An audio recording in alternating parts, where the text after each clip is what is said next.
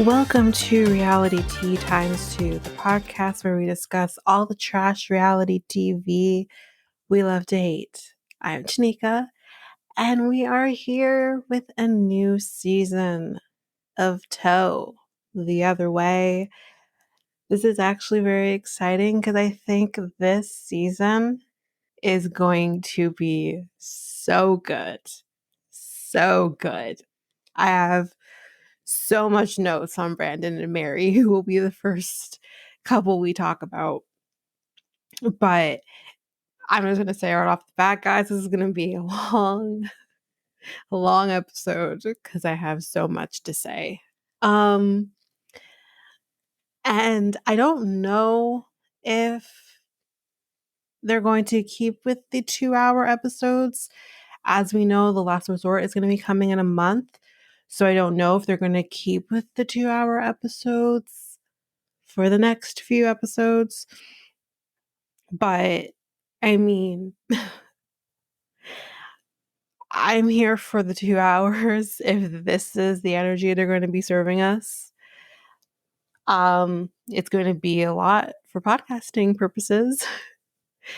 But I mean, usually there is always at least one episode in a week that is about 2 hours. It's going to be this one. Because B90 was only an hour and a half. So it's going to be this one. So yeah, so before we get into it, again, just want to say you will get an episode this week of Bachelorette, which just finished watching it. And I'm recording on a Wednesday right now. That's pretty good.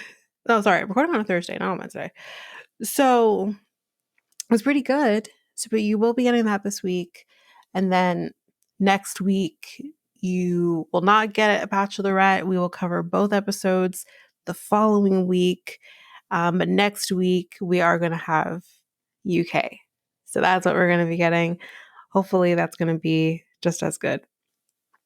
So I don't have any hot goss for this episode.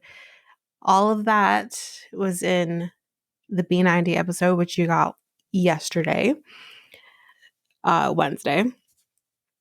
But we are going to go into some 90-day memes heard around the world for Toe, the Toe edition. So again, with this, as we do with the B90 episodes, I won't be reading every single one that I have, although I don't have a lot for this for this episode, but all of them will be posted on Facebook and Instagram. So, meme number 1. Imagine being told by your girlfriend, who lives on another continent, tells you can't hang with your mom. And if you know, you know. If you watch this episode, you know exactly who that is referring to. And like I said, we will be jumping right into them right after this. Meme number 2. I don't think Mary's friends are trying to get with her. Brandon should not be jealous. Yeah. Meme number 3. Taking notes on Kenny's skincare advice because ain't no way he is 60. I have been saying this. The first time Kenny blessed my screen, I said, there's no way you're, I think he was 56 when he first came on the show. There's no way in hell. He looks incredible. He really does. But that is the end of the 90-day memes for Toe. And we're just going to jump right into the episode. So, Toe, Season 5, Episode 1, Far Trek, The Next Generation. So again, if you listen to the B90 episode and we talked about the fact that the titles of those episodes are rom-coms, we'll see how this goes with the next few episodes, but I think there's a sci-fi trend going on with these titles. So Brandon and Mary. Like I said, we're going to jump right into it. And like I said, I have so much to say. So much. So we see Brandon taking his pants off. And you're thinking, and they're playing like the sexy music. And you're thinking, what is happening here? Why is this man taking his pants off on camera? But we find out that he's plopping himself onto the toilet and he's going to be taking a poop with his girlfriend watching him. And she actually says to him, "Have a nice poop." What the fuck? What the fuck? Right off the bat, what the fuck?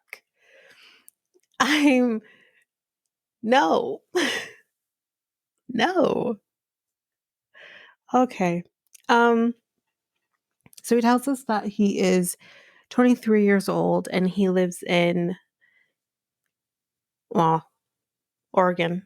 He lives in Oregon. And he is with his girlfriend, Mary, who is also 23 and she lives in the Philippines. So we go back to the bathroom scene and he's pretending to make straining noises. What is the fuck? So he tells us that he is on video call with Mary 24/7, 365. He is everything he does, and we'll see as we go through their scenes, everything he does, he is on video call with her. He says that it doesn't bother him. Good for you, because that shit's not happening for me. But it doesn't bother him, he says. He says that they do everything. He'll do everything with the phone, even go as far as to go in the shower with their phones. How fucking desperate can you be to have to be on the phone with your significant other? And like he says as well, he mentions that they also have phone sex. Well, how else? That's not the issue here. The issue is that you literally have to do everything with her on the phone and vice versa. So we see him, I guess in a clip or something, watching her sleep. And he says, "You look so beautiful while you sleep." Fucking. Okay. So I literally wrote a note that says, why did we need to see the inside of the toilet? Because they demonstrate him flushing the toilet.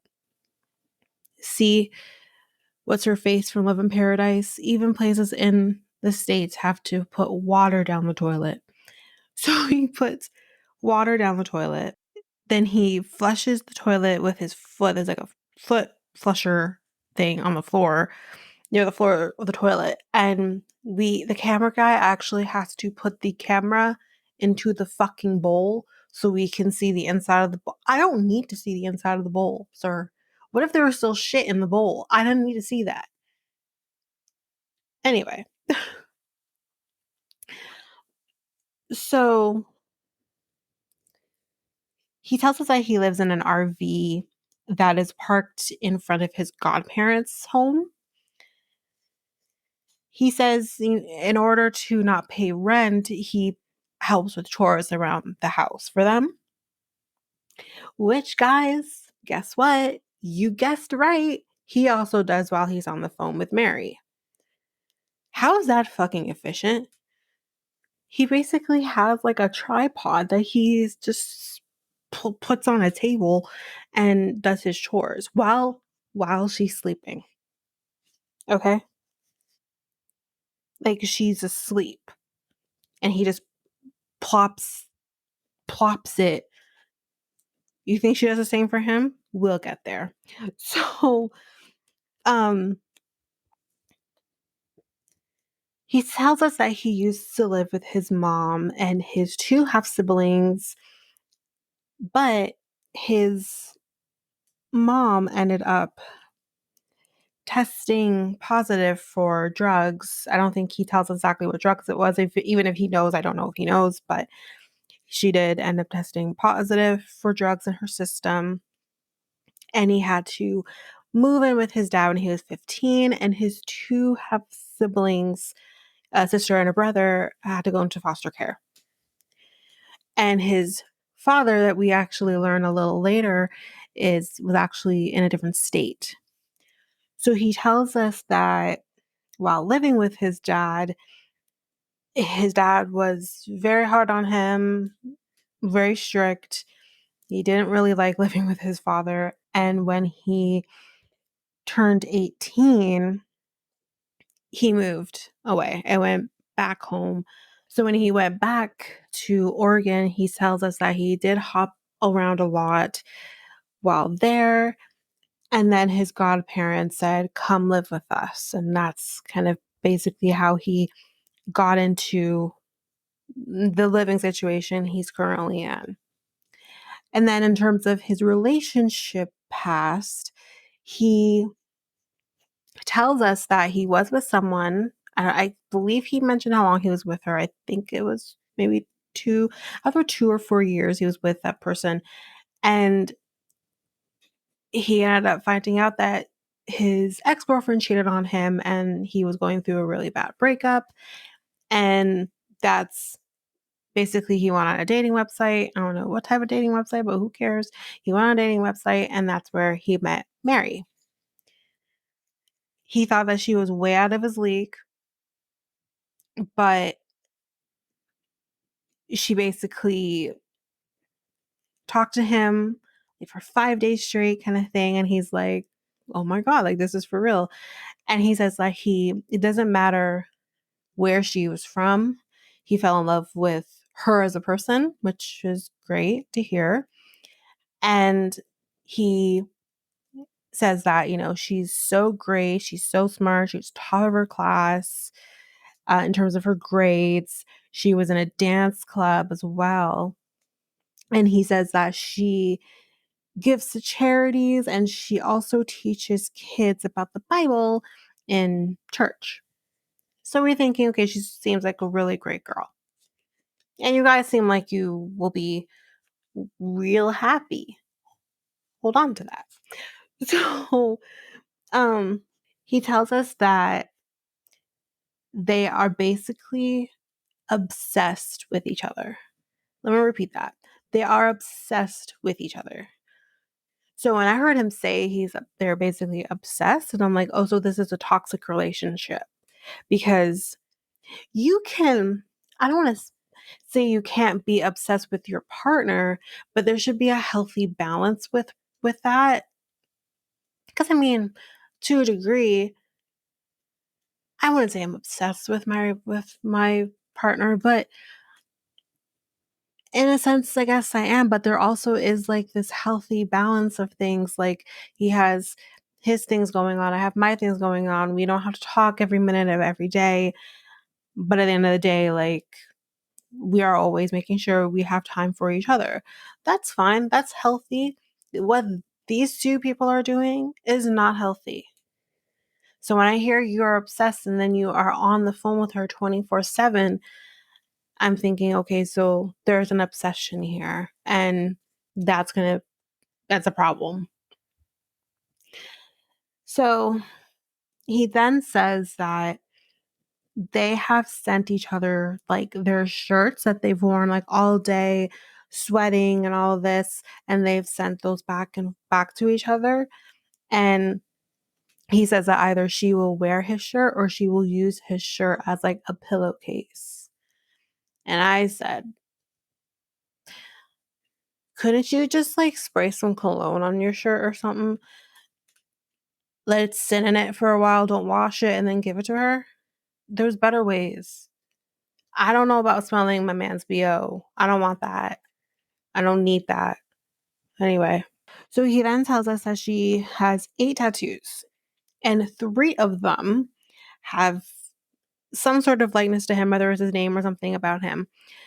If you watch the show, and you saw when we see her, because we do see her in the Philippines in this episode, if you looked at the fact that she was wearing these shorts and just right at the seam of the shorts on one leg, she literally has his name on her thigh.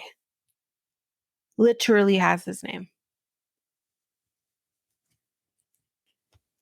What if he doesn't work out? How are you going to explain that? Oh, she has an explanation, actually. We'll get there. He then mentions to her in a video call that he hopes that when he gets to the Philippines that they will fight less.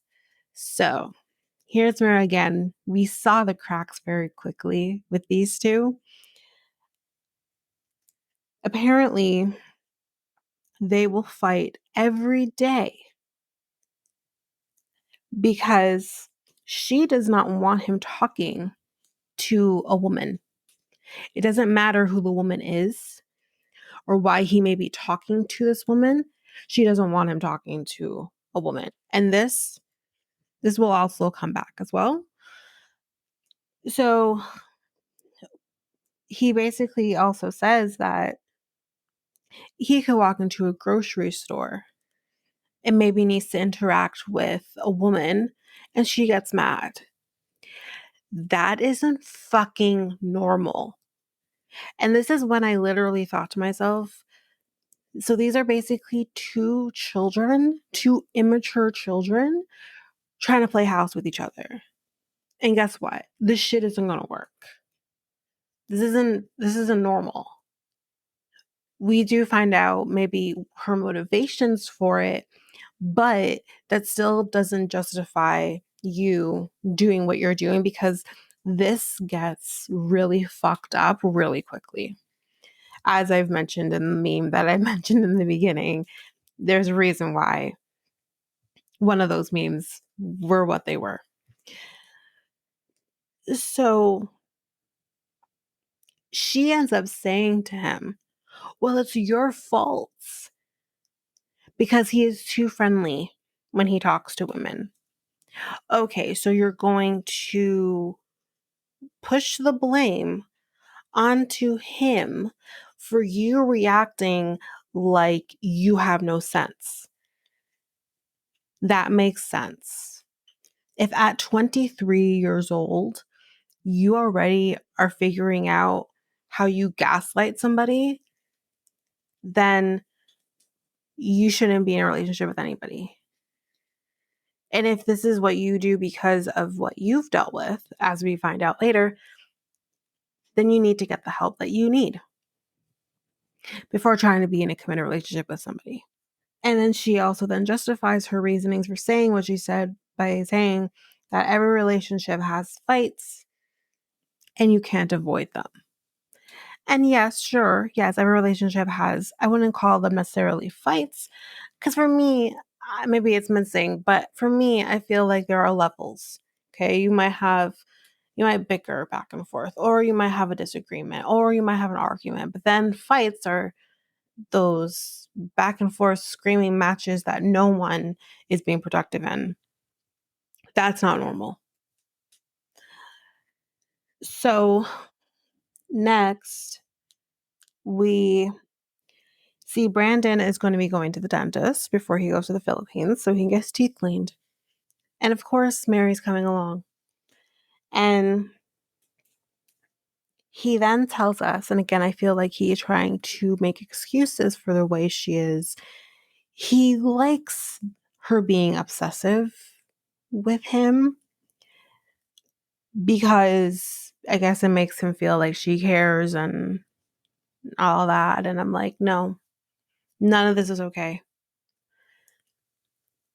So he gets to the dentist's office and Mary says to him, like, who's going to be cleaning your teeth? And he's like, I don't know. Well, Audrey has come to the podium and she's going to be the one who's going to be cleaning your teeth, sir. Who is a woman, by the way. Who's actually a very pretty woman. And I don't know how old she is, but she's fairly close to age with him. So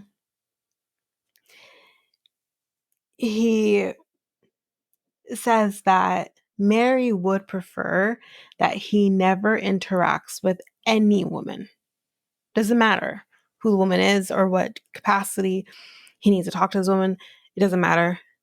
In a perfect world for Mary, he wouldn't talk to any woman. So he does say to Audrey, is it okay that I put like my girlfriend here somewhere so she can kind of see everything? And she's like, sure. And she says, that's kind of weird. You don't usually see that. No, we don't usually see that. So Audrey then asks, how long have they been dating? And whether or not it is his first love. He says no, it's not his first love. And y'all, Mary has a full-blown meltdown. So Audrey leaves the room saying she's going to have the dentist look at his x-rays. And he sees, or he hears she's crying, and he says, like, why are you crying? And she tells him that you told me I was your first love. And he says, well, wait, she didn't mean like whether or not you're my first love. She's basically saying like, if whether or not I've dated someone before. No, you motherfucker. You know that's not what she said. If she said if whether or not you've been with somebody, who asked, first of all, who asked that question?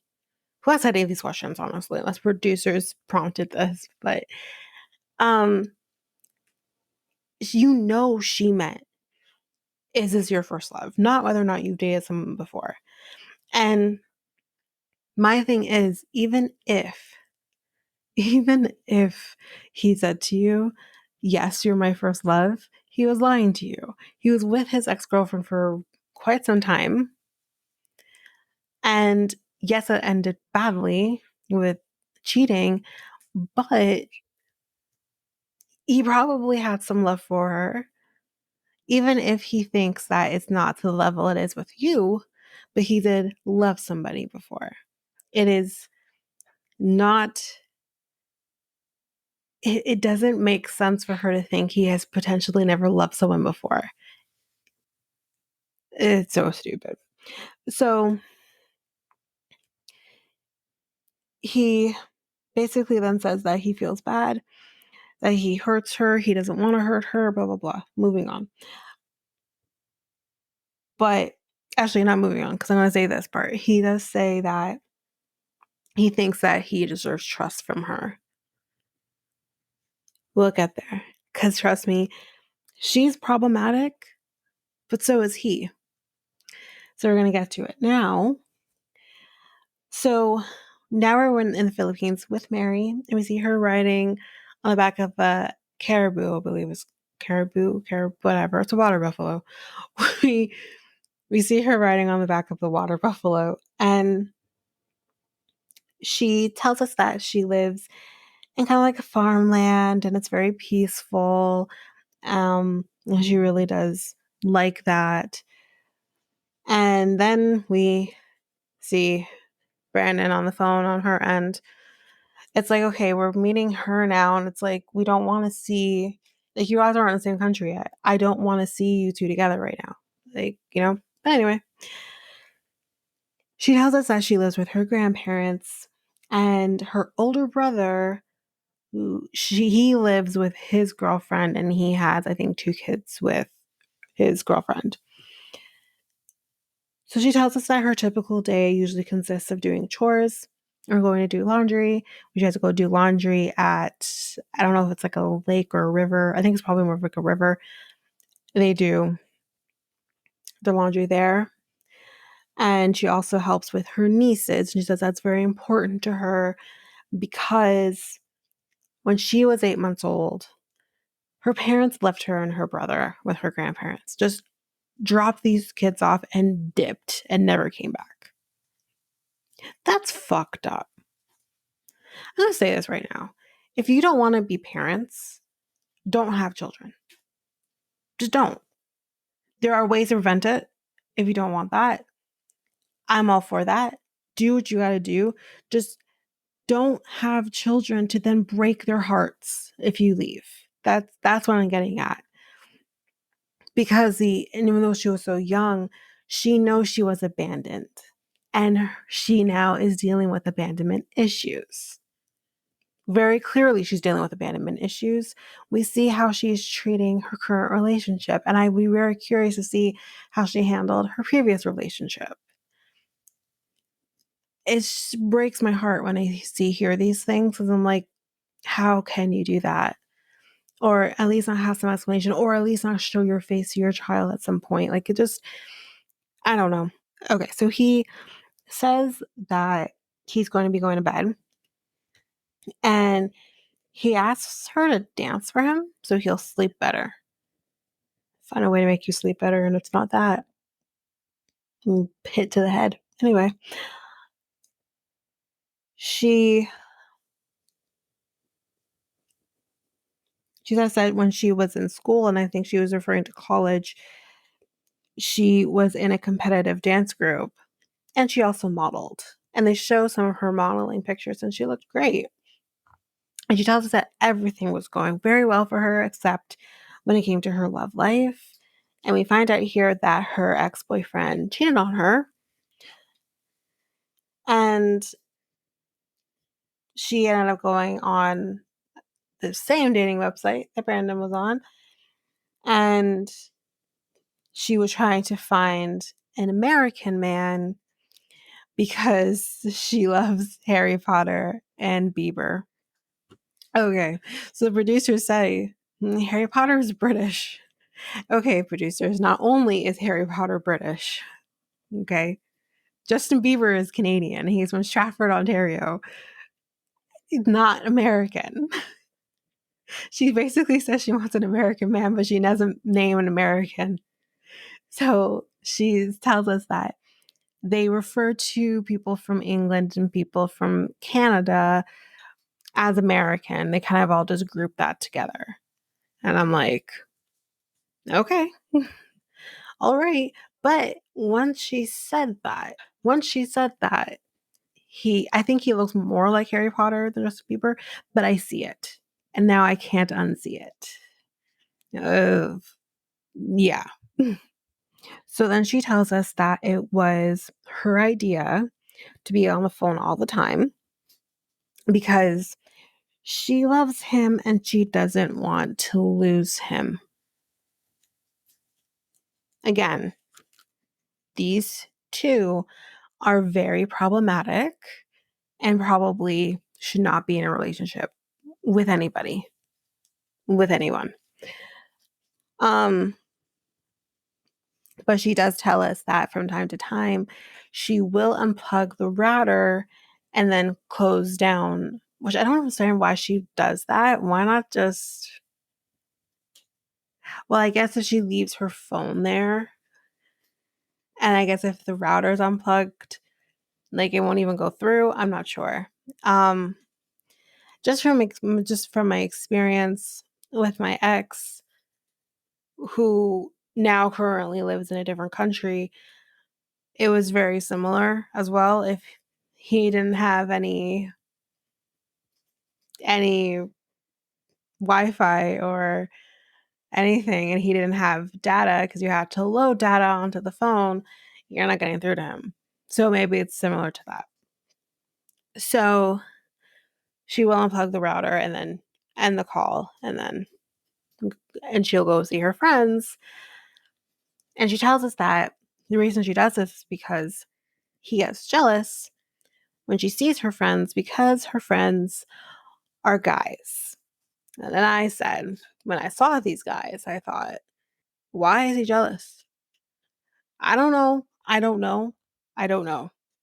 But I do feel that at least one of them may not be interested in her and may be more interested in Brandon. I don't know about the other two, but at least one of them. Maybe two. Maybe two, because of what that one says. And I'll get to that in a minute. So she tells her friends that he's going to be there soon. I think he's going to be there in just a little over 2 weeks. And they say, oh, like, what are you going to do when he gets there? And she says she's going to hug him. And I'm like, just a hug? Maybe something else?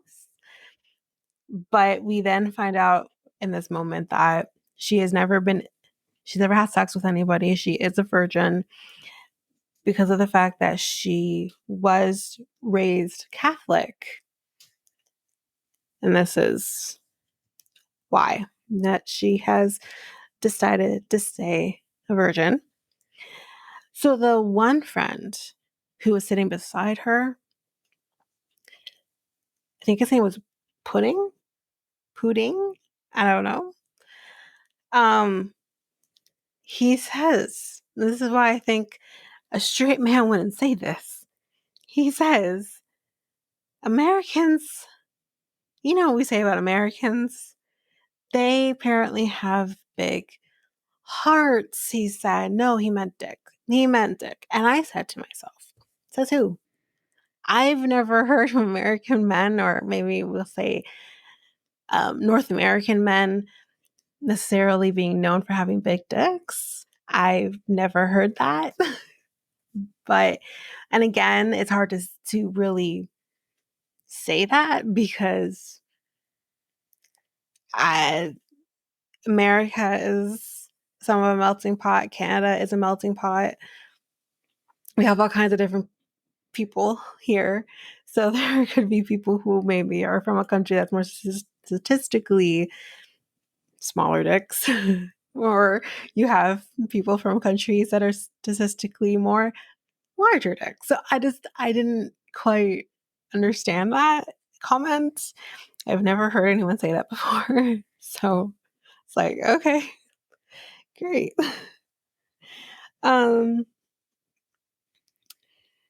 And she says because of this, she is scared to have sex with him. And I said, honey, it's fine. It's fine. But then again, how do I know? Because I'm sure she has seen things. So maybe she has every right to be a little afraid. I don't know. She says that she doesn't know how much she'll see her friends once he gets there because of his jealousy. And then we find out that she stopped dancing because she had a partner who was male who she danced with. He got jealous, so she stopped dancing. And because of the fact that she stopped dancing, she lost her scholarship and had to drop out of school. What the fuck? Because she says she's okay with it as long as it meant that she doesn't lose him.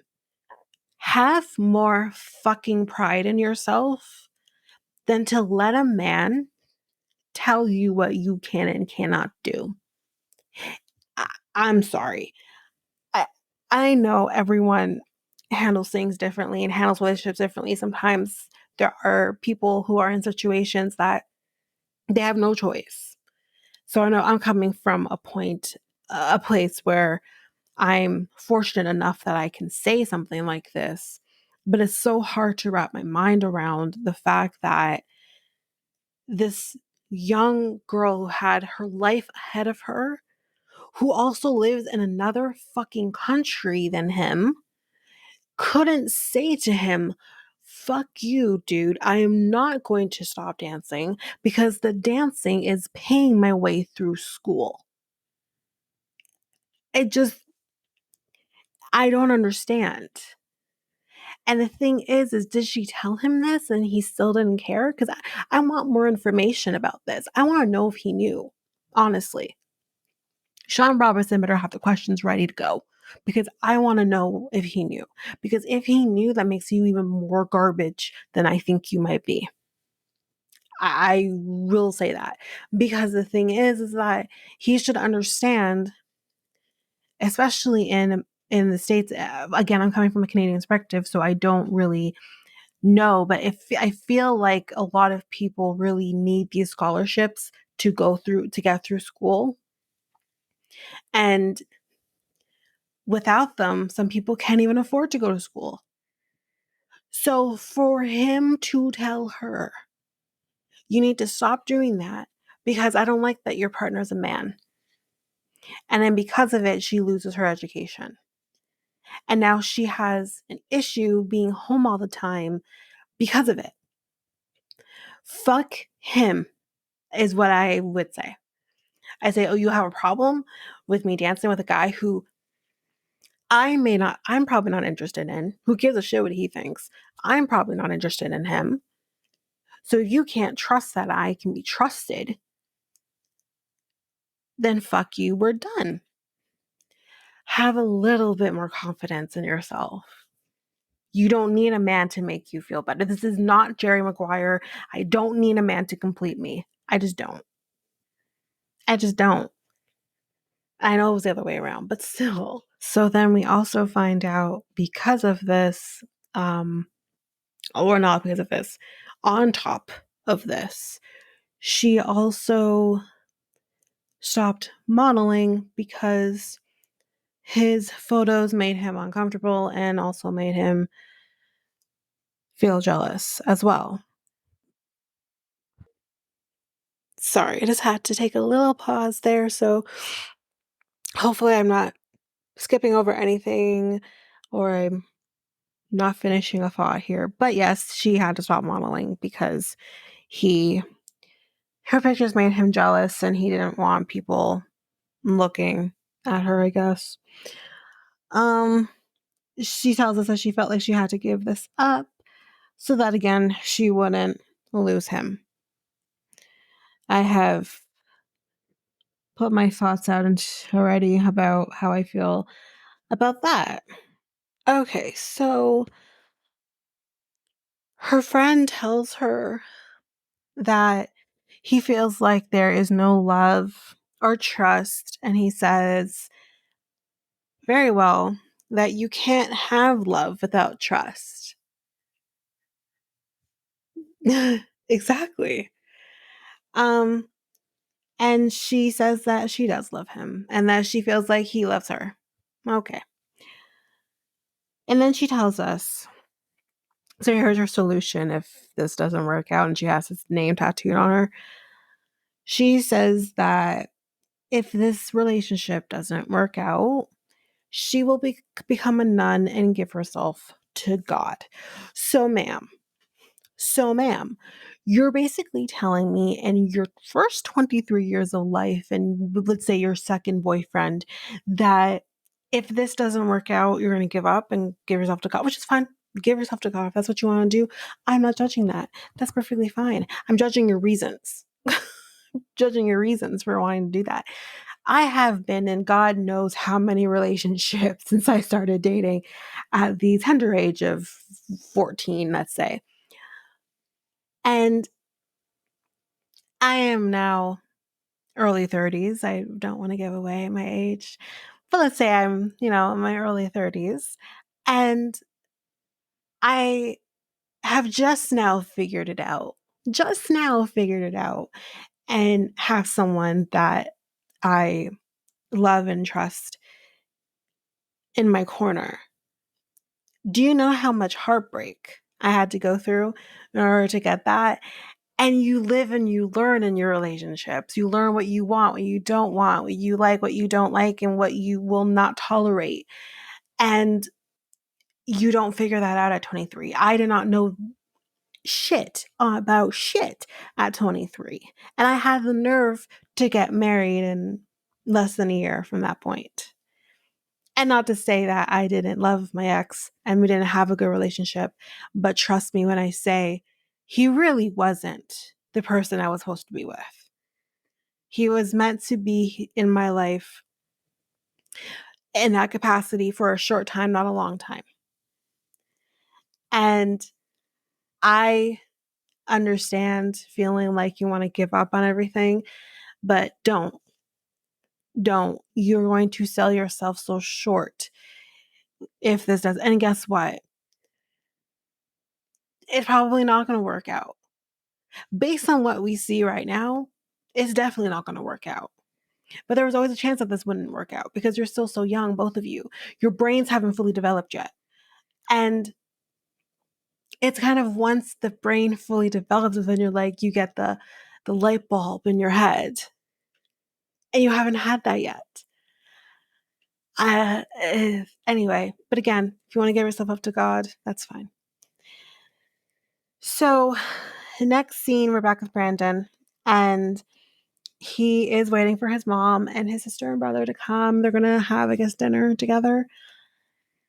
And of course, Mary is also going to be joining via video call. And they get there, they show up, and she, his mom ends up telling us that she is sober, she's in a better place, and she has been sober for just a year. But that's amazing. Anything, any little bit. Which is why I hate that this woman is going through the stress right now with him and this relationship. But at the same time, I totally get it. You're, at the end of the day, you're a mama and you're going to protect your cubs. And that's what she's trying to do. I don't fault her for that. I hate that she has to go through all of this. This is not good for her sobriety by any means. I think it's his sister says, like, can she hear us? And he says, yeah, but she's muted. And the reason that she is muted is because his family and her don't get along. And we're about to find out why. She does wave hello to them, though, so that's great. And we find out that his sister has no respect for Mary. And we do find out very soon after why she has no respect for Mary. So we find out because he says to them, thank you for coming. And, because I can't go over to your house. So you're trying to tell me that Mary has forbid you from going to your mother's house because there's women there? Because she has roommates? Oh, but wait, there's more. There's more of an issue here than just the fact that there's female roommates. But this is what we are first told. And he tells his sister that she's like this because of the fact that she was cheated on. And her sister says, okay, I get that. Is she trying to fix herself? Or is she going to be a bitch for all eternity? And he says, well, I wouldn't say she's really working on it, but when I get there, things will get better. Okay. In what a fucking universe, sir. But anyways, his mother then says that their relationship has not grown into something beautiful. So shots have been fired by mom. And of course, he says that he disagrees with this. But, in reality, sir, it hasn't. And that's what his mom says. It's like, it just hasn't. You can't build on a relationship that is full of toxicity and distrust and this obsessiveness on both parts, honestly. It's just yeah. She says, again, I kind of said this, but she kind of says, like, you're building this foundation between you guys that is based on distrust and jealousy, which, yes, it is. He says that every relationship has just a little bit of jealousy in it. No. Brandon, you are confusing jealousy with, I don't even want to say territorial, because that doesn't sound great either, but something kind of like that. I think it's okay to say what's mine is mine and I'm not sharing. Don't look at what's not yours kind of thing. But you still have to have a level of trust with your partner and know that, sure, you might catch someone's eye or you might think someone's cute, but you wouldn't take it any further than that. That's okay. There should be that trust there. This is not what that is. But his mom then says that their relationship dynamic is starting to spill into the family dynamic. And we find out that he can't see his mom because of these female roommates. He can't spend time with his sister because she's also a female. Let me repeat, she's a female. She's his sister. You sick bitch. She is his sister. But then on top of that, she also might have female friends who might come over. So his sister, to let everyone know who didn't watch the episode, she's 16 years old. Brandon's 23, as we've mentioned. I'm going to assume that any friends that she's bringing around are going to be around her age, aka underage. So if Brandon is going to potentially start flirting or get involved with his sister's friends, then honey, we have more problems to deal with than him potentially cheating on you with somebody. We now have pedophilia to mix into this whole thing. Like, she's not thinking. She's really not. And I don't know how they do things. Maybe, this isn't frowned upon in the Philippines. Not to, that's a whole other conversation that I'm not going to get into. But if that is the case, though, and that is frowned upon, you're not thinking. So we can see that Mary is starting to cry. And he immediately, it's like he doesn't fucking hear what they're saying to him. He immediately zeroes in on she's crying. And he says, "Are you okay?" She says nothing. And he says, "You gotta talk to me. I need to know how you're feeling." No, you need to listen to your family. This gets worse. He's an asshole. So, he then says to them, "Okay, well, so now Mary's upset and crying over what you said. I don't give a shit. If he told me this and I'm like either his mom or his sister or whatever, I'd be like, and I'm supposed to give a shit about her feelings. And she doesn't give a shit about mine. Fuck you and her." It's basically what I would say. And his mother says that what they said is valid. And then his brother has not said much, but his brother then says, "I feel like you have chosen her over your family, and I miss my brother." My heart broke in this moment when he said that.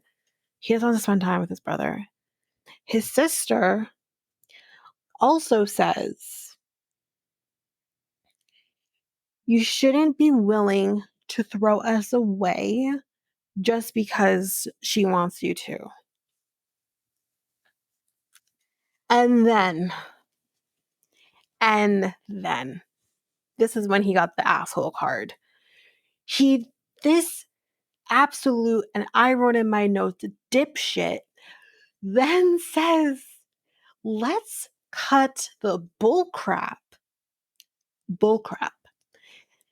and says that he hasn't been in their life all of their life. You motherfucker. You're literally going to throw that in their fucking face like they had a fucking choice? And then not only that, you're then going to throw it in your mother's face because she did have the choice and she made the wrong choice. And she's trying to better herself for not only her two underage children, but for you as well. You motherfucker. And you're going to do that because this bitch who's in a different country, who's in a different continent, who you don't even know, is telling you you can't be in their lives. So I literally thought in this moment, you're both garbage. I hate you both. And I don't like you. I don't like them. I don't like either of them. They're horrible.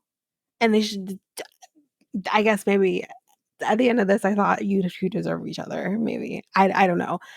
I was just floored when he said that. Absolutely floored. But wait, it gets just a teeny tiny bit more worse. So his sister says that I was really ready to be fully supportive of their relationship before it got personal. And then you start to lean in and say, how personal? Girl, what happened? How personal? So she says that at Christmas Day, he had to leave because, God forbid, he was making food with his sister and Mary got mad. This is a woman, or I use woman very loosely, who says she wants to give herself to God if this doesn't work out and that you're Catholic and all of this shit. This is not godly of you. This isn't. God would not approve of any of this shit that you are doing right now. I was very shocked by all of this. So his mom then says that she cannot have you to herself 24/7 and says that she is toxic. Then Mary has the fucking nerve to unmute herself and say, tell your family that I'm not the toxic one. You are, though. You both are. That's the thing. She doesn't seem to realize, yes, you're toxic. And yes, he is toxic as well. But you're both toxic.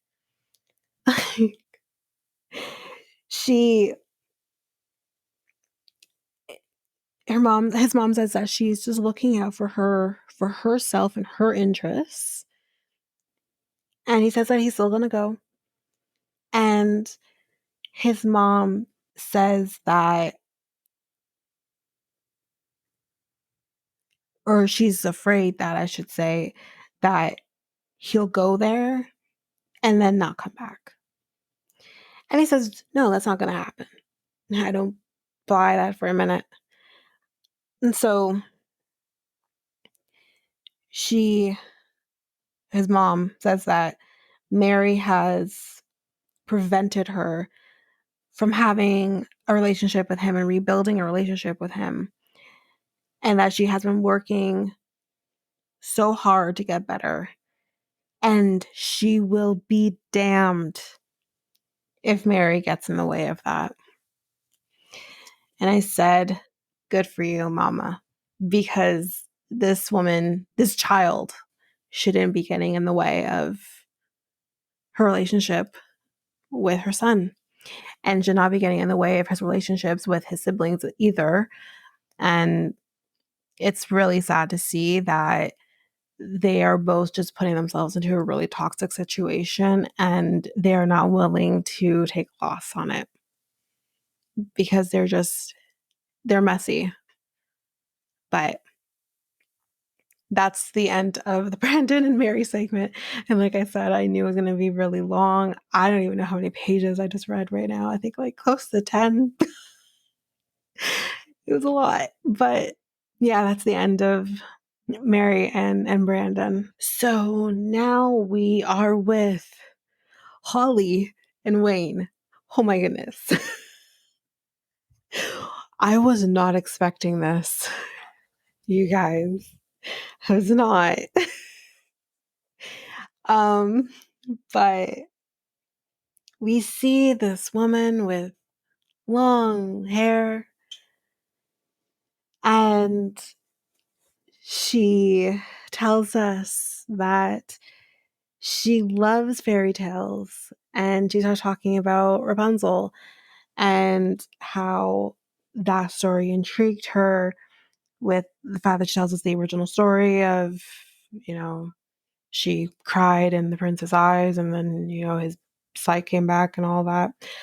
Um, so she then tells us that she also thinks that her hair currently is about 70 inches long.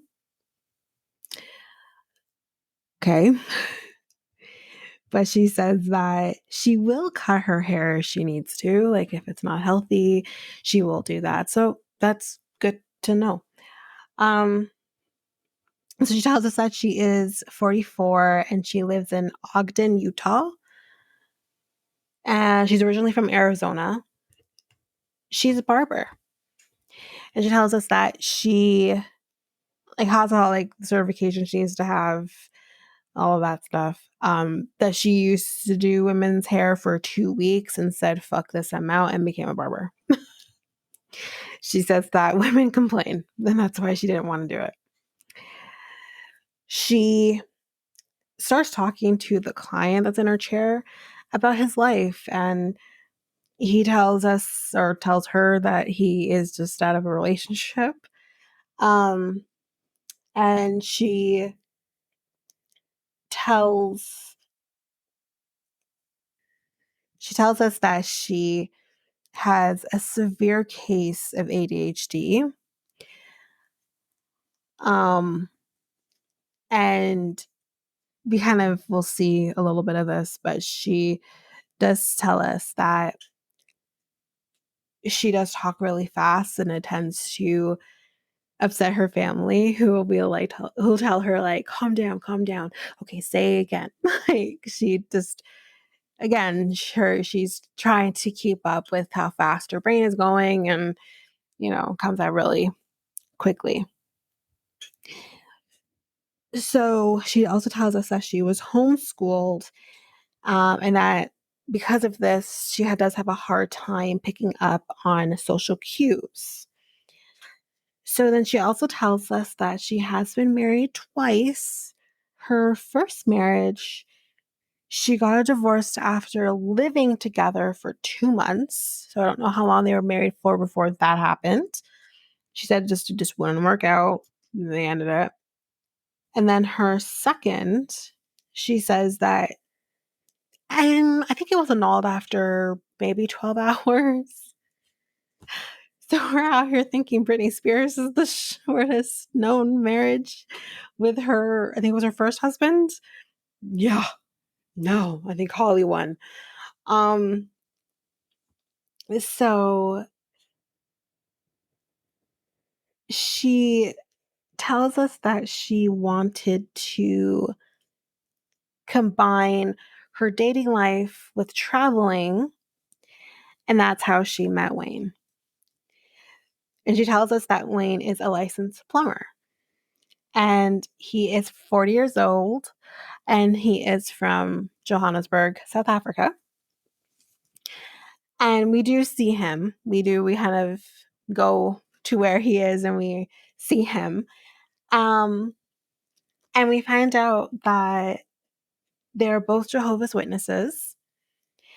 And that's kind of what connected them. So she decided, when she started talking to him, actually, just quickly before we go into that, she does tell us that she met him on a dating website for Jehovah's Witnesses. I didn't know that existed, but it apparently does. So anyway, so she goes to South Africa about 6 months after they had been talking, video calling with each other. And she tells us that he proposed after 3 days of them being together. And she tells us, and he's also they're kind of going back and forth between the two of them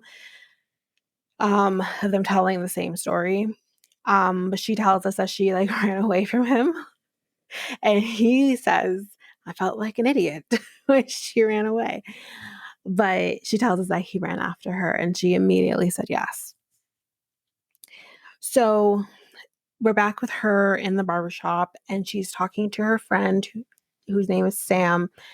And Sam does not feel good about her moving to South Africa. So of course we're having that usual talk that every friend of a 90-dayer has. So Holly tells us that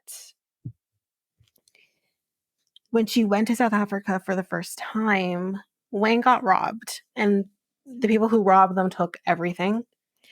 And she says that when she came back from South Africa, they robbed him again. So then she kind of goes on to explain, which I was actually trying to get some information on this because I never knew this. It was something that we haven't heard before. Yeah, I haven't heard this before.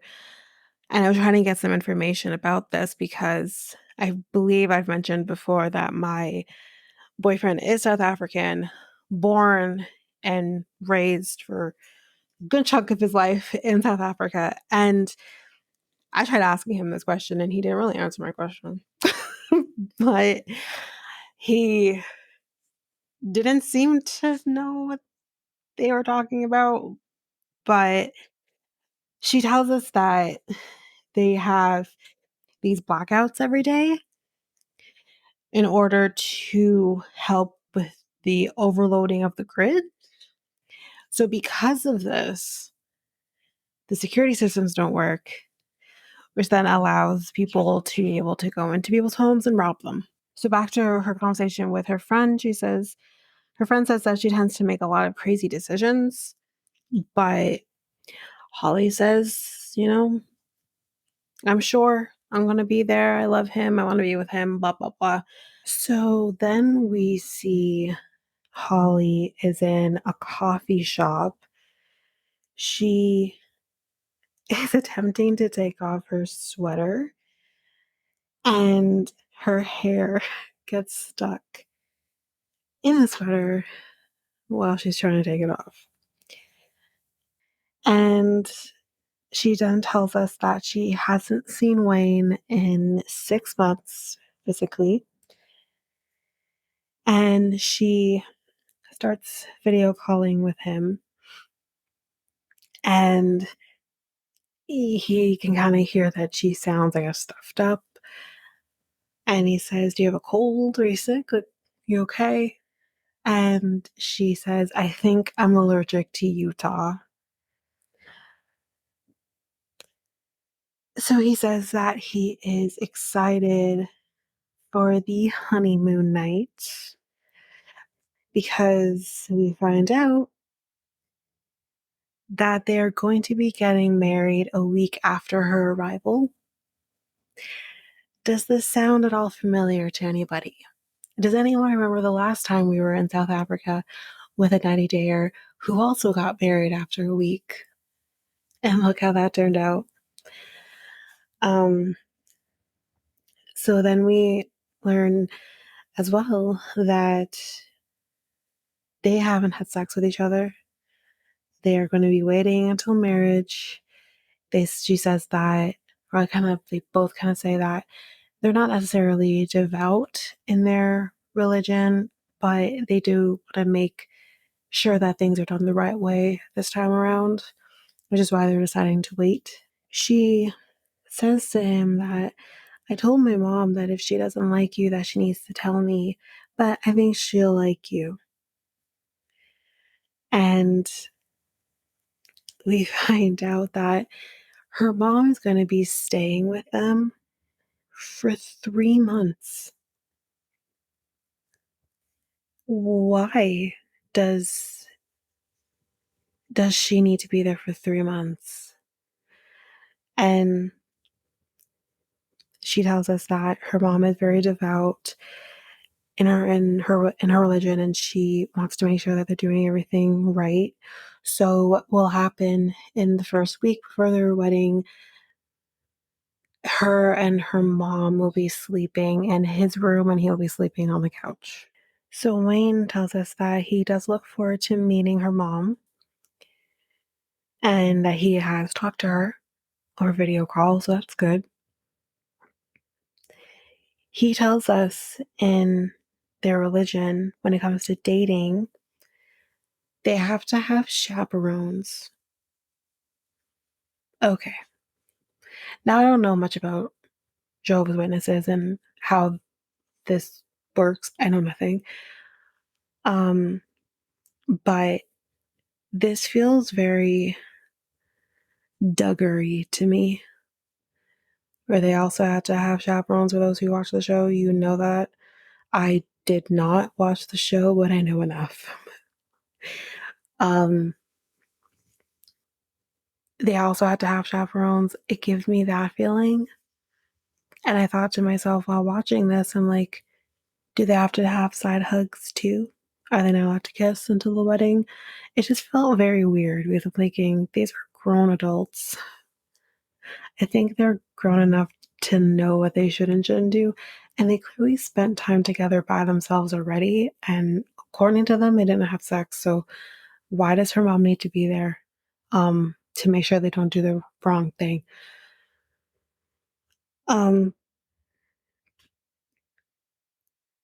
But he says that it can be easy to get into the wrong thing without a chaperone. Alrighty. Holly says that her mother has not liked any of the men that she's been with. That's concerning.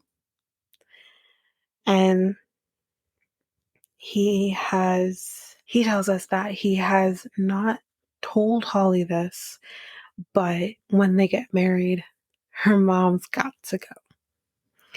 Because he said, like, how do we maneuver once we're married? And your mom is there. And he says, I need to soundproof the room. And she says, we could just put her in like the furthest room away from us because, y'all, she wants to have lots of sex, as one does after they get married. You want to have lots of sex and be able to have your privacy in order to do that. So why does your mom need to be there then? I would literally say, okay, mom, bye. I'm gonna go fuck my husband now. It's very weird. Maybe her mom's a little bit controlling. I don't know. We haven't met her. But it will be interesting to see the dynamic with her mom. But that's the end of Holly and Wayne. So now we're with Julio and Kirsten. So we find out that Julio is a DJ by night, but he is also a school safety officer by day. He's 27 years old and he lives in Brentwood, New York. He actually grew up in the DR. He's from the DR. And he was raised by his mom, who was a single mother. He was 8 when they moved to the US, when she met a man who wanted to marry her. So she was a 90-dayer. And before 90 day was a thing, basically. And he says that when he moved there, he did not find the American dream. He had a rough time because he didn't know the language. Kids made fun of him because he didn't understand the language. Kids are little shits. But he said that he got into music to help him with coping, and he actually started DJing when he was 15 years old. And just kind of by then, he blossomed and he found friends and he became, popular, I guess, and he thrived. And he tells us that He went on his very first trip when he was 18 years old. That didn't include the DR. He tells us that we kind of see that he's been to Iceland, he's been to Thailand, Mexico. Um, he says in total he's been to 28 different countries. So his girlfriend, we find out, is going to be coming to meet his family. And he shows a picture of her to, I guess he's the owner of the restaurant, or maybe the manager or something of the restaurant that he was DJing at, if you watched the episode. And he tells us that she's 24 and she lives in the Netherlands. He never saw her before he met her in person. We do get a little bit of an explanation on this from her in a bit, but he actually thought he was being catfished. That's how you do it, Tyre. But he still went, took the chance, took the leap. At the end of the day, he would have gotten a great trip out of it, so he probably thought of her from that perspective. And he says that he met her at the train station, I think in Amsterdam, and he, thought she was beautiful and all that, and he's into it, and he had a lot of things planned for his trip, meeting her, but unfortunately, none of those things happened because he had to quarantine due to the lockdowns with COVID. So they basically just stayed in a hotel and got takeout and watched the Christmas special. He said that he watched because that was around the time that he went there. And he did say that it was very awkward in the beginning, but eventually it did get better and they did get comfortable with each other. After that, he says that he would go see her every month. And in the summer, well, I guess it was the previous summer or what, I'm not sure, but one summer he ended up spending 2 months living with her. And we kind of see like some videos of them biking to a club. And he says, I've never had to do a workout on the way to the club. Because, of course, we see them biking in the Netherlands where that happens a lot. So he tells us that he has applied for residency and he will be moving to the Netherlands in 3 months. And he has not told anybody in his life that he is moving.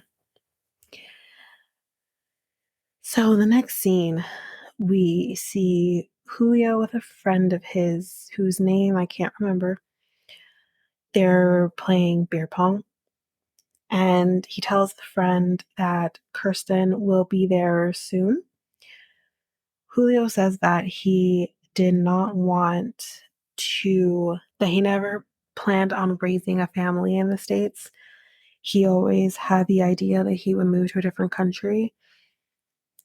And, with him meeting her, and he seems to have liked living there for those 2 months he was with her, this just seemed to kind of work out in his favor. And that's why he's moving forward with her. So she is going to be meeting his family. And we are told by him that he only told his mom about her 3 weeks ago. So it's unclear how long he has known Kirsten, but unless he did tell us and I just didn't catch it, you're just now telling her? You spent 2 months there. We find out what his excuse was to his mom when he was there for 2 months. So he says to his friend that the reason he waited so long was that he didn't feel sure about the relationship yet, and he wanted to be sure before he told his mom. He does tell us that he is a mama's boy. Okay. Um, he his friend is asking him, so what did you tell your mom when you were there for the 2 months living with her? Like, what did you say to her? And she was told that he was DJing for 2 months. And I'm sorry, are you that notable that Amsterdam or wherever the hell you were came a knocking on your door and said, "We want you to DJ. We want you. We want you." That's what happened? I'm so confused. I just aged myself. Anyway, I I'm so confused by that excuse. And we see his mom later on. She's no idiot. I don't think she thought that for a second. But um you find out that even though he did tell her about Kirsten, she does not know that he is moving to the Netherlands, and he is a little afraid to tell her.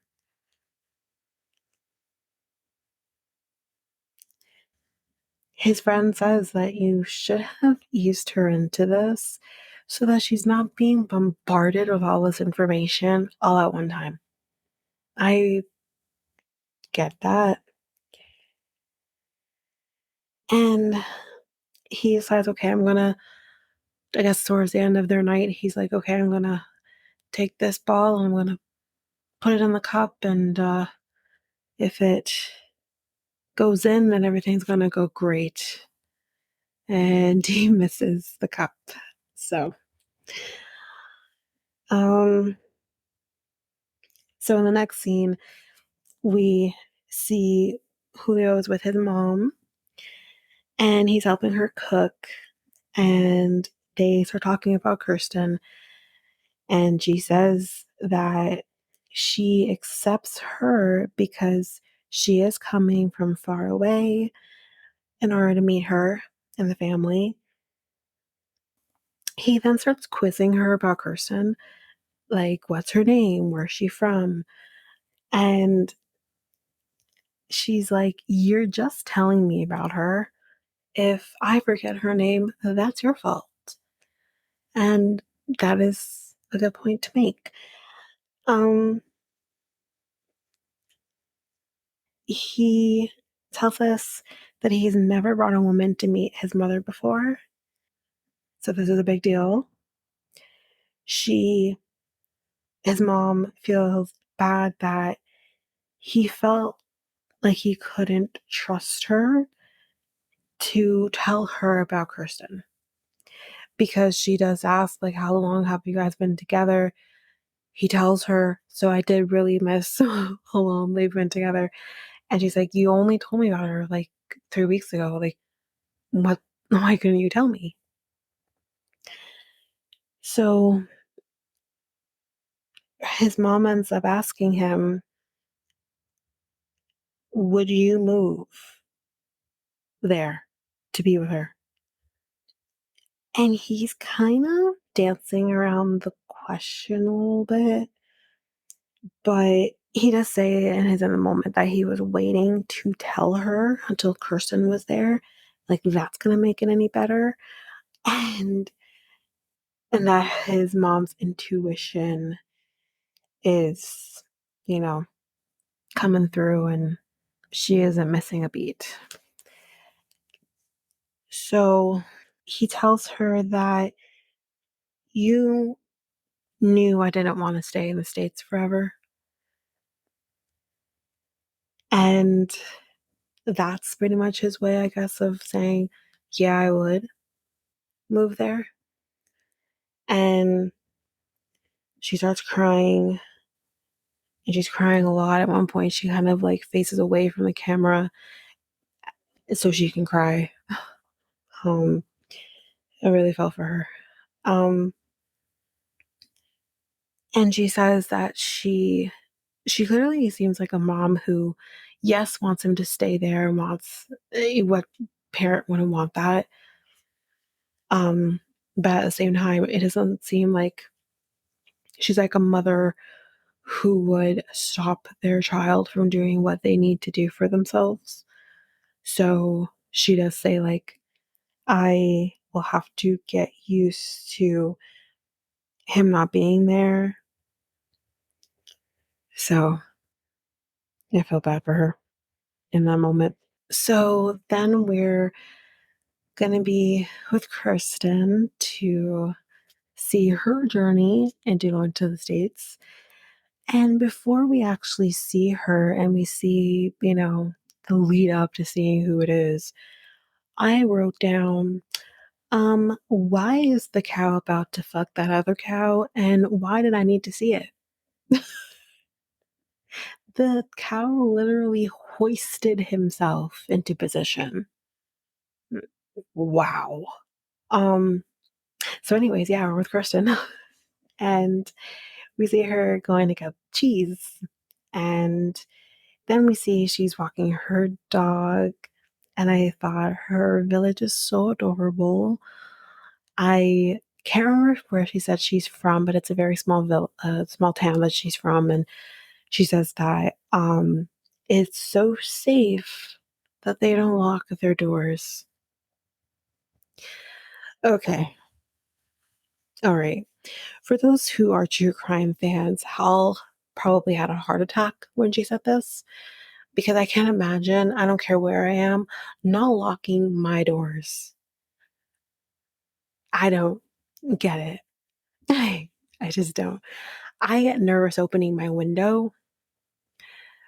For those people who are true crime fans and maybe listen to true crime podcasts, if you listen to one called Morbid, and if you don't, you should, it's probably my favorite true crime podcast. If you don't listen to them, one of the things they say is that fresh air is for dead people. I hate opening my window. So you damn well know I'm not leaving my door unlocked. I was like, ooh, no. No.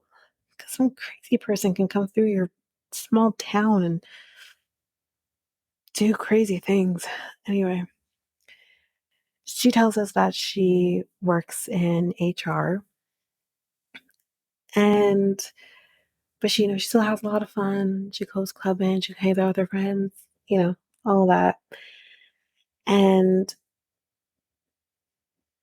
we kind of hear her and we think, is this an accent thing?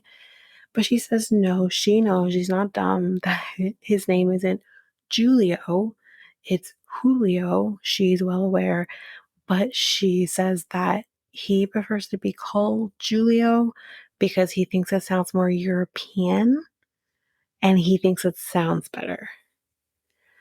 And I got very nervous when she said this because I'm like, if she calls him Julio in front of his mom and his mom finds out that you are okay with this and the reason why you're okay with this, she's going to lose her mind.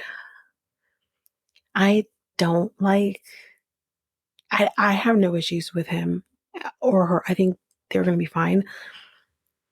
I I'm all for him wanting to move and live different. I get it. I'm not coming for that. But you are who you are and you should be happy with who you are. The fact that he wants to change the sound of his name in order to fit in, that's that's problematic to me. That is ooh, not good. When I heard that, it was the only red flag. And it's not a red flag about their relationship. I think they're happy. I think it's a red flag with him. And he needs to maybe think about that. Like, he really does. But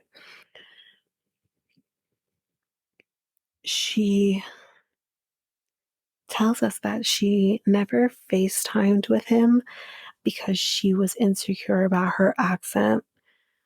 Um, so she just always declined doing video calls. And we see her about to board a train that's going to be taking her to the airport. And it's like 6 o'clock in the morning. There's no one else around. It's literally just her. Um, so she does tell us that she has been to the States before. She went to Miami. They went to Miami together, but she's never been to New York. And she says that she has absolutely no interest in moving to the States. And that's fine because he has no interest in staying. So we see him on the way to pick her up, and he's in the airport waiting for her. And he gets a text from her, and we find out that customs has taken her passport and they won't give it back to her. He does try calling her and she doesn't answer, but she does call him back. And he says, like, do you have your passport? She says no.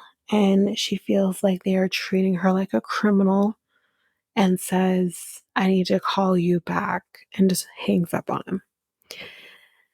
And that's basically all we see with them. It's kind of the end of it. We're kind of left in this limbo of does she or doesn't she get her passport back? Spoiler alert, she does get it back. We do see her and him meeting at the airport, so I think she does get it back. Or she's at least able to leave. But my thing is that I forgot while watching this that she had actually been to the States before. Why are they flaying her? Clearly, she's been here before. She stayed the amount of time that she was supposed to stay, and she left and she went back home. So she's not a risk. Anyway, but that is the end of Julio and Kirsten. So now we are with our final couple of this episode. My favorite couple ever, Kenny and Armando. I'm so excited to be talking about them. I love them so much. I can't even tell you the amount of times I've gotten emotional about their story. I love them. I'm so excited to talk about them. Okay, here we go. So, the first scene that we have with them, you're literally questioning, I'm like, am I in Texas? Colorado? Where am I? No, we are in Mexico. And Kenny was struggling to get on his horse. And Armando says, you need help, old man? And he says, shut up. So they are going horseback riding. And I hate myself, but was I the only one that was thinking this is a Brokeback Mountain moment? Was I the only one? Anyway, and I said the view is beautiful, and Kenny says the same thing. The view is amazing, and Armando says, "Yeah, you can't get this anywhere else." Hint, hint, hint. So then we're in the kind of in the moment, and Kenny says, "I'm Kenny, and I'm 22." And he says, "No, I'm not. I'm 60." So Kenny is 60.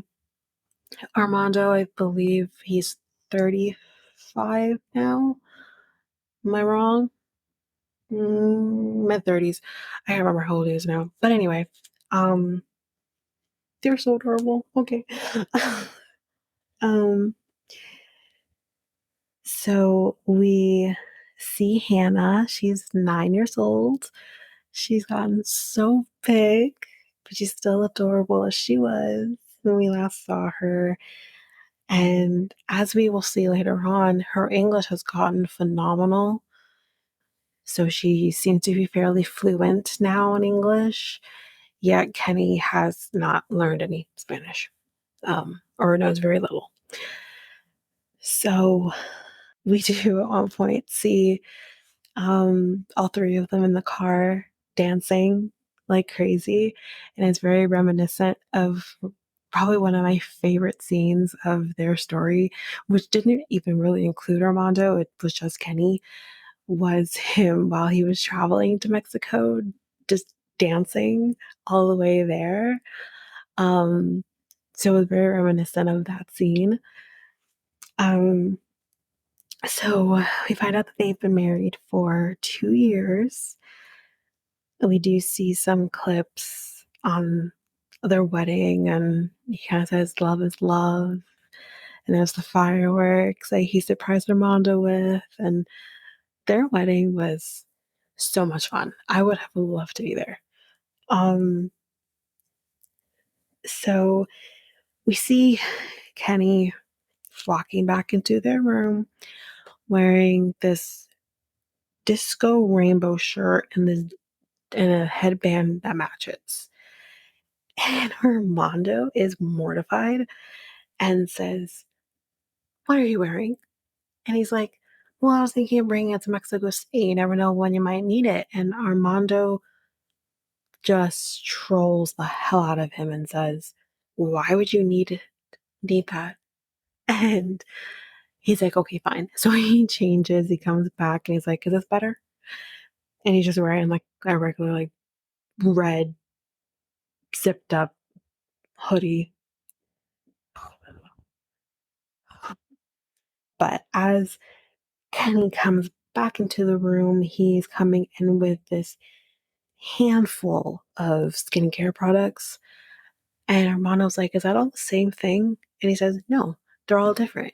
You need to be able to switch it up. That's how you keep your skin looking good." Noted. So they are going to be going to Mexico City for a trial run. Because for those who remember from the previous season, we saw them in, um, which was a while ago, or if you haven't seen the episode or their season at all, Kenny wants to move to Mexico City. He thinks it will be more inclusive to them.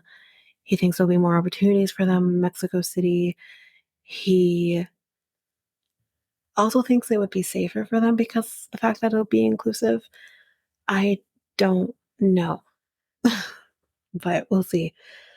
Armando is not at all thrilled about this. He says that he is a small town boy, um, and he prefers a small town lifestyle, and where they currently live is also a very small town. So he's not very thrilled at all about this. He thinks that it's safer where there are. Um, they know their neighbors and all of that, and he thinks it'll just be better. But Kenny, wants to do this, so Armando is kind of relenting. Um,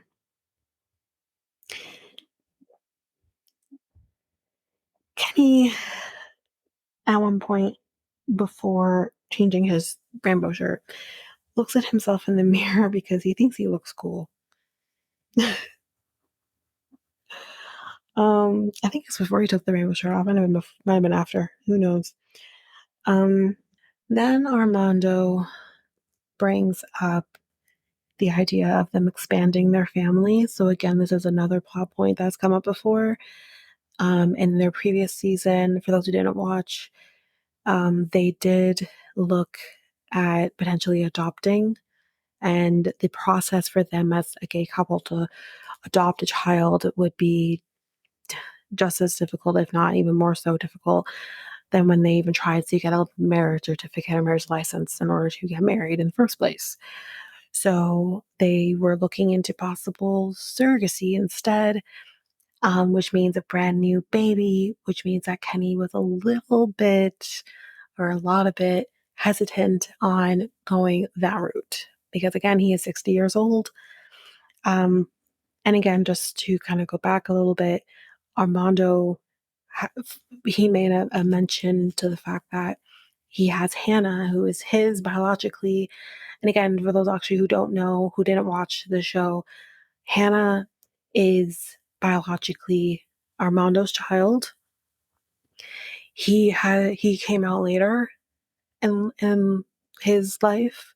He was married originally to a woman who then, when she, and maybe I'm reiterating this incorrectly, but when she found out that Armando was gay, because he did come out to her, she lost her ever loving shit and tried to run him off the road with her car, and in turn ended up killing herself.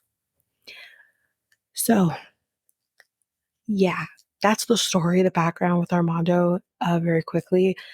Um, but yes, Hannah's biologically his. So Armando wanted to have a child that would be biologically Kenny's because, well, Kenny is older. Kenny will most likely pass away before Armando. So he wanted to be able to have something that is Kenny's. That's was his reasoning for wanting another child. Um, so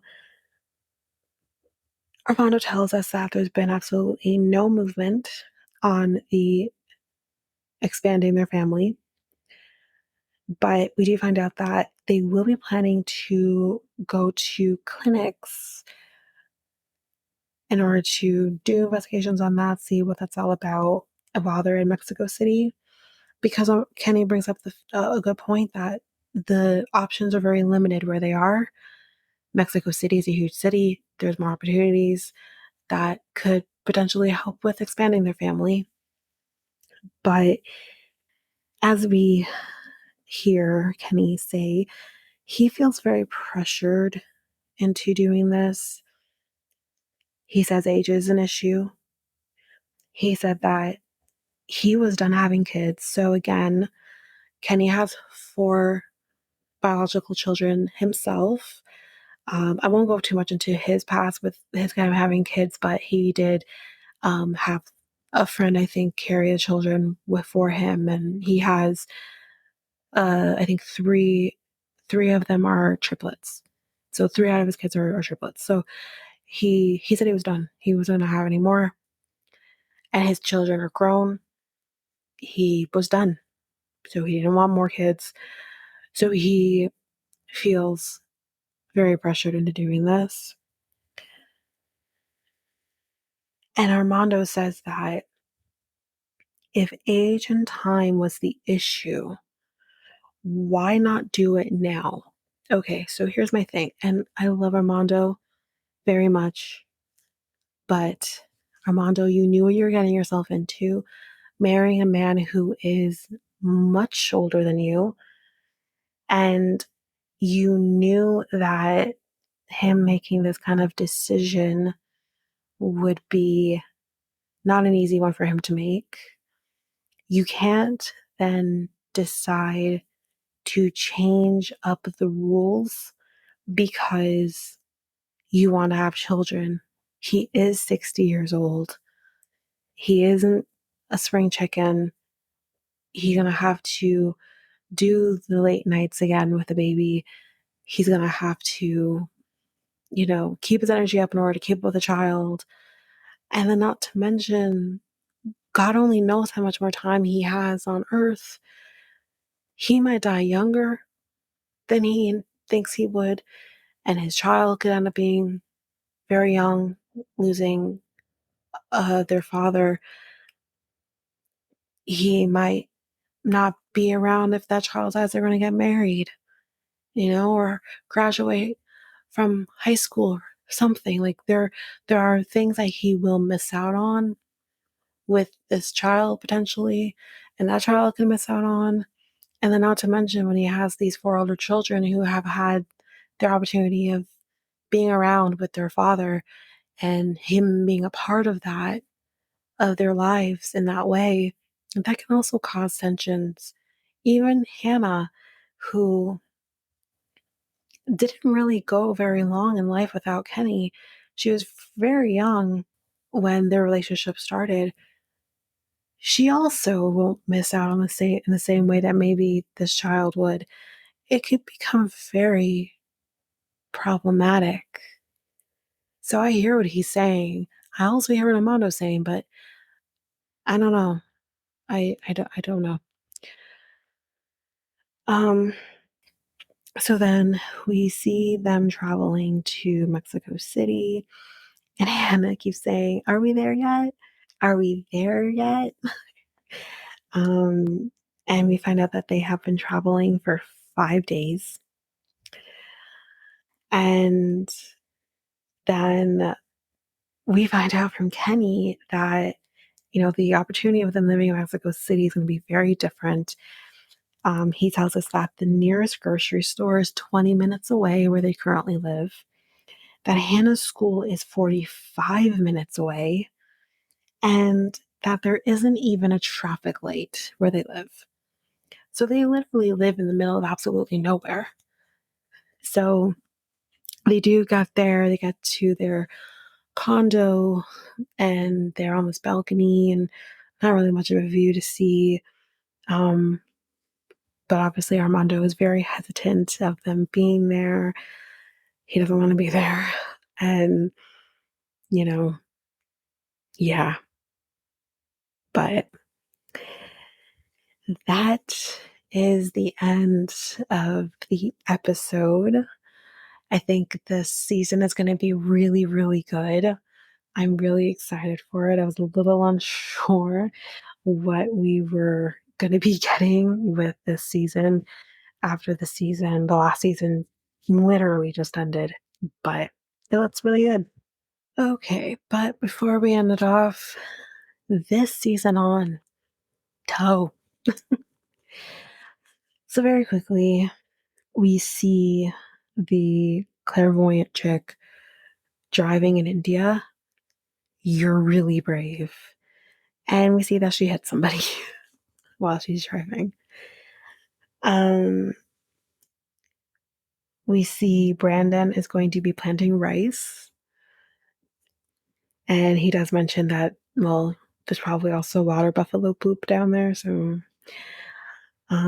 we see Kenny and Armando are going to be at a gay club, and Armando has his hands on that guy's butt. And yeah, we have the new couple, the one who is from Turkey.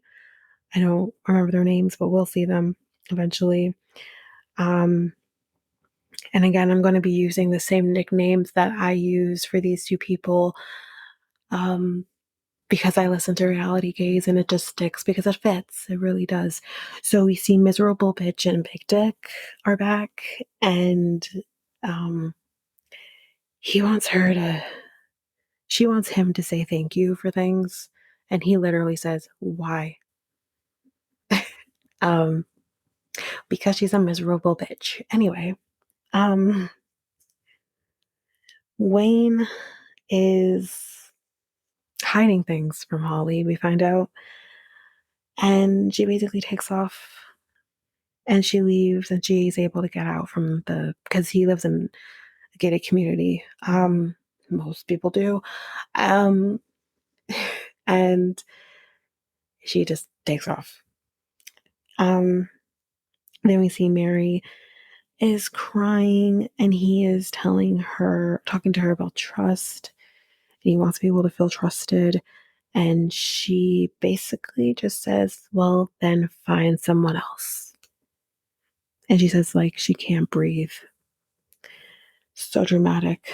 And then we're back with the clairvoyant girl, and we see that there is going to be different family issues because apparently his brother doesn't like her, and they're like arguing, and he says postpone the wedding or cancel the wedding or whatever, and drama. Anyway, that is the end of the episode. And guys, if you liked what you heard, please share Reality Tea times 2 with everyone in your life.